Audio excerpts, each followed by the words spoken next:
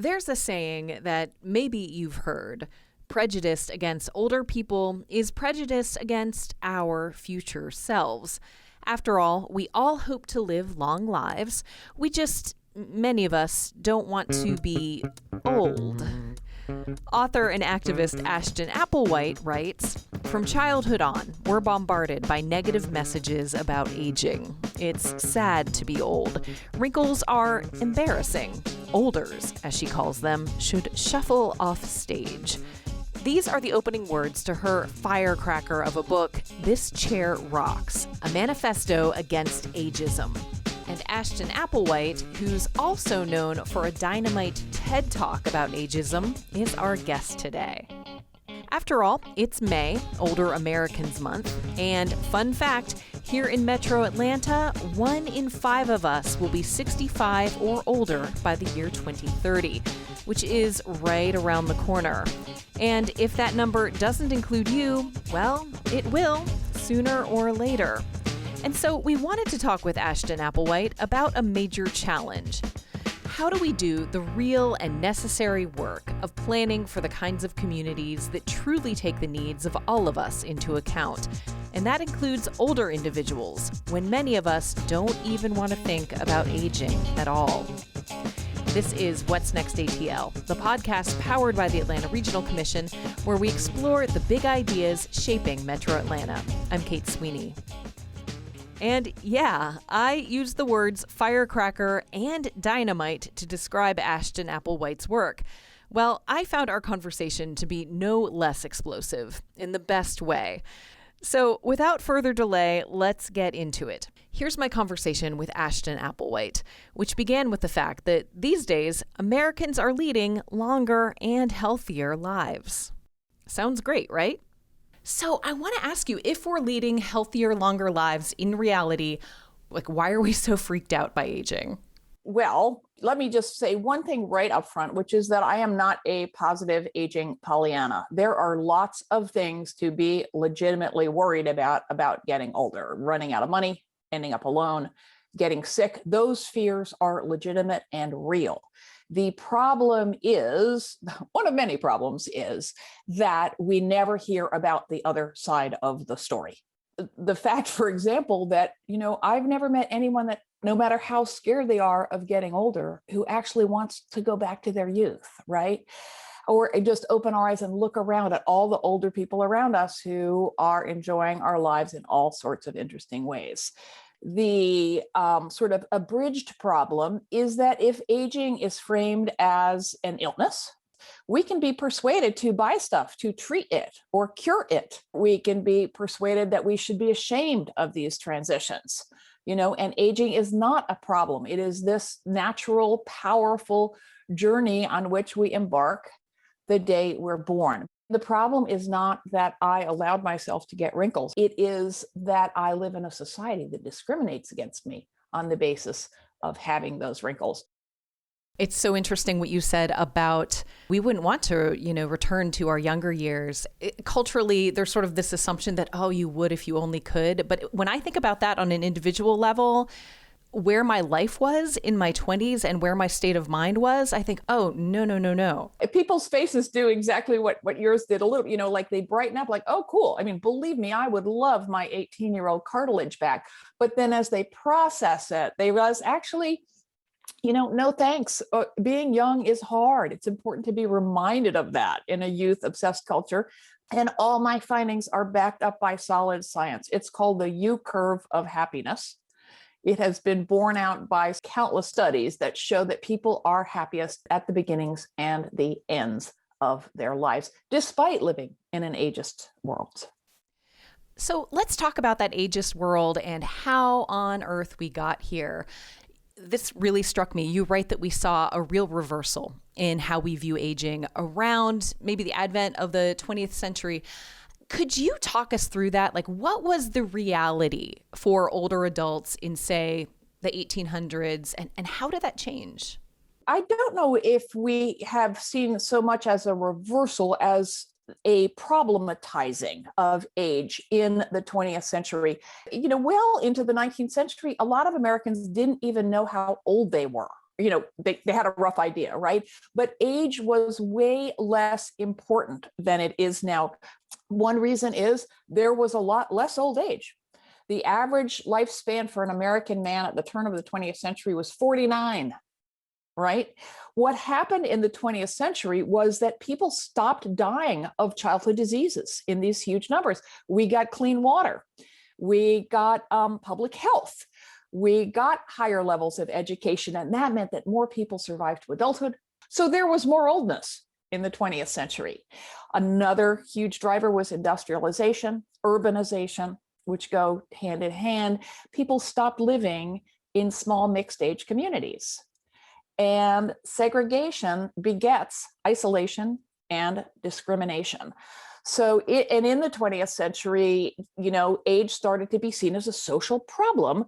That's when nursing homes started to happen, where they sort of shunted really poor people with no money who got old and needed, nursing care. It's when Social Security happened too, which lifted millions of older people out of poverty, but also ushered them out of the workforce, which made them less valuable, air quotes around the valuable, in a hyper-capitalist society where the value of a human being is very much tethered to how much money you make. So these massive trends all shaped how we see old age and the institutions that were created to support people in old age and to profit from us. We're leading longer lives than ever now, but another thing you talk about is that in many ways, the way that our lifespan is sort of supported culturally hasn't caught up with that. How is that the case? I like the way you put that. Yeah, I think it's really important to keep in mind that this amazing leap forward in human longevity has occurred in the blink of an eye, especially when framed against human evolution. This emergence of longer lifespans has happened so rapidly that institutions and roles have not had time to catch up. It's not all ageism. It's that there's these shorter lifespans and silos where we had childhood, and then we maybe, even added school on, and then we turned into grownups and had children and worked and then died. People didn't live that long after when they were finished raising their kids. People now in my lifetime spend more time with their children as adults than they ever did with their kids as kids. That's new. This is new.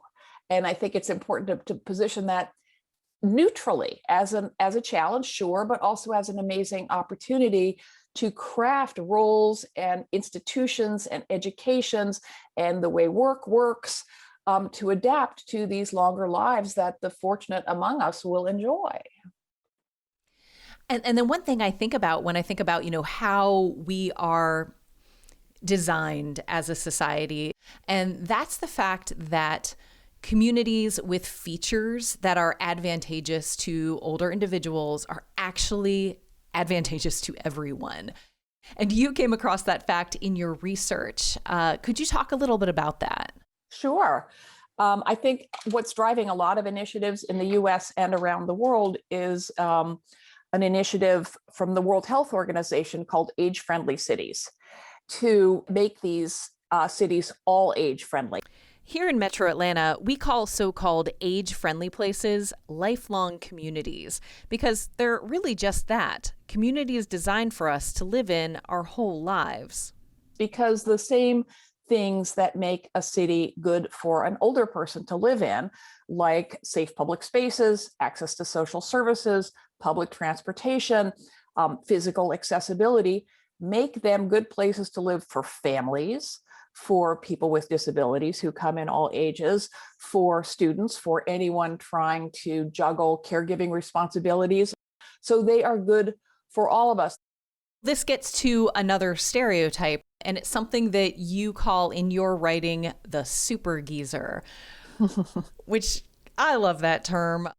A lot of the time when people become aware of ageism and the negative stereotypes that abound about older people, they conceive of the remedy, and it is part of the remedy, of putting a positive message about aging out there. And the heroes of those narratives are these people who are doing things that are exceptional for people their age, which is to say, physically exceptional. Picture the TV ad with the hale, hearty older couple hiking and mountain biking, which is cool, but, says Ashton Applewhite, when we celebrate those people as aging the right way or the best way, that's the problem. We all have those physical feats that sooner or later we may not be able to do, and that's a loss. But it's really important to keep in mind that, first of all, that many of the things that enable these people to jump out of airplanes or waltz on cruise ship decks cost money. So there's a huge class bias in that narrative. None of the people doing those things are poor. And we tend to then blame people who don't do those things for not trying hard enough. And it sets up a story in which to age is really to fail. On an individual level, I'd like to start looking at, how do we start to make change? So I want to ask you what it means to be an old person in training. I love that phrase, old person in training.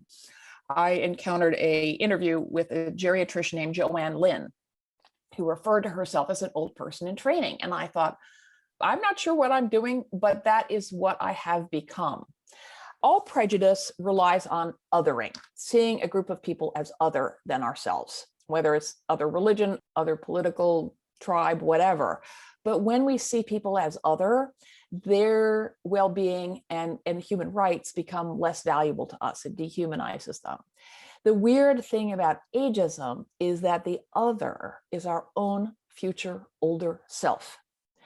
And becoming an old person in training is really just an imaginative leap. It's just a shift in your mind to acknowledge that someday you're going to get old.